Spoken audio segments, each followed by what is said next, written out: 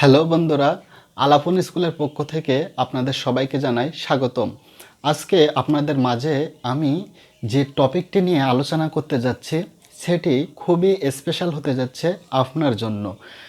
আজকে আমার আলোচনার টপিকটি হচ্ছে যে কিভাবে দৃষ্টি আকর্ষণ করতে হয়।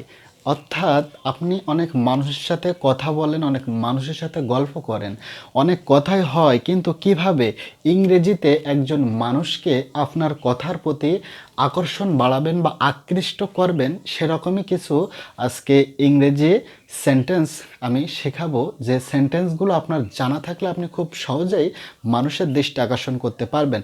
তো চলুন আর কথা না বাড়িয়ে আজকে আমরা শুরু করি।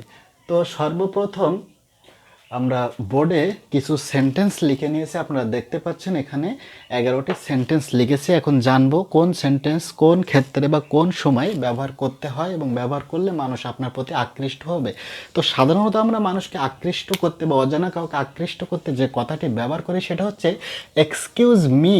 হ্যাঁ, এক্সকিউজ মি আমরা অনেকেই ব্যবহার করি, কিন্তু অনেকেই কিন্তু এক্সকিউজ মির অর্থটা জানেনি। এক্সকিউজ মি মানে অনেকেই ভাবে কিন্তু এটার মানে হচ্ছে যে আমাকে ক্ষমা করুন। হ্যাঁ, কিন্তু মূলত এক্সকিউজ মি এর মানে হচ্ছে শুনুন। এক্সকিউজ মি এর মানেটা মূলত কি, শুনুন। যখন আপনি কাউকে আকর্ষণ করবেন, অচেনা কাউকে, তখন আপনি এভাবে তাকে বলবেন এক্সকিউজ মি, মানে শুনুন। তো এটা প্রথম স্টেপ। এবং দ্বিতীয় স্টেপটা কি, যে ক্যান ইউ হেয়ার মি। হ্যাঁ, ক্যান ইউ হেয়ার মি এর অর্থ কি দাঁড়ায়? এর অর্থ সাধারণত আমরা বুঝি যে ক্যান ইউ হেয়ার মি, তুমি কি আমাকে শুনতে পাচ্ছ? কিন্তু না, এটার অর্থ হবে যে ক্যান ইউ হেয়ার মি, তুমি কি শুনতেছো? তার আকর্ষণ বাড়ানোর জন্য, আকর্ষণ বাড়ানোর জন্য আমরা মানুষকে কি বলি, যে ক্যান ইউ হেয়ার মি, তুমি কি আমাকে শুনতেছো? এখানে 3 নম্বর যে টেক্সটটি বা 3 নম্বর যে সেন্টেন্স, সেটা হচ্ছে যে লিসেন টু মি। তুমি কি শুনতেছো বা আপনি কি শুনছেন? লিসেন টু মি, আপনি কি শুনছেন বা আমার কথা শুনুন। লিসেন টু মি, আমার কথা শুনুন। দাদা, আপনি 4-5 জন এক জায়গায় কথা বলছেন, বলতে বলতে তর্ক বিতর্ক হচ্ছে, আপনার কথা কেউ শুনতেই চাচ্ছে না। সেই সময়টা আপনি কি বলবেন, যে লিসেন টু মি, আমার কথা শুনুন। লিসেন টু মি মানে আমার কথা শুনুন, আমার কথা শুনুন। ক্লিয়ার? তো 4 নম্বরে যেটি, সেটি হচ্ছে যে হেই গট ইট, মানে এই তুমি কি বুঝতে পেরেছো? হ্যাঁ, এই হেই গট ইট, তুমি কি বুঝতে পেরেছো? 5 নম্বরে হচ্ছে যে ও কাম অন, বলছে একটু বোঝার চেষ্টা করো না।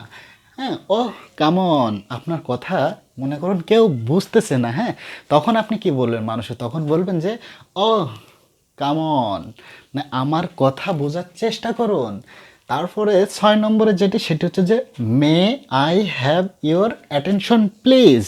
মে I have your attention please, আপনি যদি একটু এদিকে তাকাতেন বা এদিকে মনোযোগী হতেন। হ্যাঁ, মে আই হ্যাভ ইওর অ্যাটেনশন, আপনি যদি একটু এদিকে খেয়াল করতেন। হ্যাঁ, এটা এই বাক্যটা কিন্তু ওই সময় ব্যবহার করা হয় যখন আপনার কথা কেউ খেয়াল করছে না, তখন আপনি বলতে পারেন মে I have your attention please, আপনি কি একটু আমার দিকে তাকাবেন বা তুমি কি একটু আমার দিকে খেয়াল করবে। 7 নম্বরে যেটি, সেটি হচ্ছে যে it is clear to you, এটা আমরা এভাবে বলতে পারি যে it is clear to you, এটা কি তোমার কাছে পরিষ্কার, এটাকে তুমি বুঝতে পেরেছো? হ্যাঁ, তারপরে 8 নম্বরে বলছে যে আর ইউ উইথ মি, এটার অর্থ কিন্তু এই নয় যে তুমি কি আমার সাথে আছো। এটার অর্থ হবে আর ইউ উইথ মি, মানে তুমি কি বুঝতে পেরেছো? আর ইউ উইথ মি, হ্যাঁ, মানে আমার কথা শুনছো তো। আর ইউ উইথ মি মানে মূলত যে আমার কথা শুনছে তো। ডু ইউ ফলো মি, তুমি কি আমাকে বুঝতেছো বা আমার কথা কি শুনতেছো? ঠিক আছে, আমার কথা বুঝতে পারছো তো, তাহলে ডু ইউ ফলো মি, আমার কথা বুঝতে পারছো তো। ডু ইউ আন্ডারস্ট্যান্ড, তুমি কি বুঝতে পেরেছো? এবং সর্বশেষ আমরা যে বাক্যটি দিয়ে মানুষের দৃষ্টি আকর্ষণ করতে পারি সেটি হচ্ছে যে ডোন্ট ইউ হেয়ার মি, তুমি কি আমার কথা বুঝতে পারতেছো না? হ্যাঁ, ডোন্ট ইউ হেয়ার মি, তুমি কি আমার কথা শুনতে পাচ্ছ না? ডোন্ট ইউ হেয়ার মি, মানে এই ডন্ট পাচ্ছ না, ইউ তুমি, হেয়ার শুনতে, মি মানে আমার কথা, মানে তুমি কি আমার কথা শুনতে পাচ্ছ না? তো মানুষকে দৃষ্টি আকর্ষণ করতে আমরা 11টি সেন্টেন্স ব্যবহার করতে পারি। হ্যাঁ, 11টি সেন্টেন্স ব্যবহার করতে পারি এবং এটা খুব সুন্দরভাবে ব্যবহার করতে পারি। যেমন আমরা কাউকে মনোযোগ বা কারো দৃষ্টি আকর্ষণ করার জন্য প্রথমে যেটা বলতে পারি সেটা হচ্ছে কি এক্সকিউজ মি, তারপরে হচ্ছে যে ক্যান ইউ হিয়ার মি, তারপর 3 নম্বর হচ্ছে লিসেন টু মি, 4 নম্বর হচ্ছে হেই গট ইট, 5 নম্বর হচ্ছে ও কাম অন, 6 নম্বর হচ্ছে may I have your attention please, 7 নম্বর হচ্ছে is it clear to you, 8 নম্বর হচ্ছে যে আর ইউ উইথ মি, 9 নম্বর হচ্ছে ডু ইউ ফলো মি এবং 10 নম্বর হচ্ছে যে ডু ইউ আন্ডারস্ট্যান্ড এবং 11 নম্বর হচ্ছে যে ডোন্ট ইউ হিয়ার মি, তুমি কি আমাকে শুনতে পাচ্ছ না বা তুমি কি আমাকে বুঝতে পারছো না। ক্লিয়ার?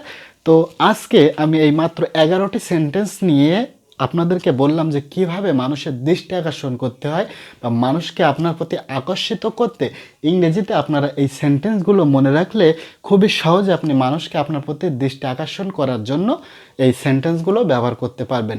এমন সুন্দর সুন্দর ভিডিও পেতে আমার চ্যানেলটি সাবস্ক্রাইব করে সাথেই থাকুন।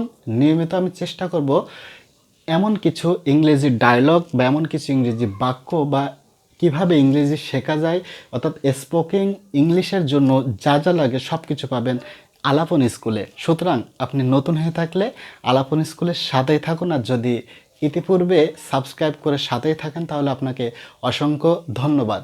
দেখা হবে পরবর্তী কোনো ভিডিওতে, ততক্ষণ সবাই ভালো থাকুন।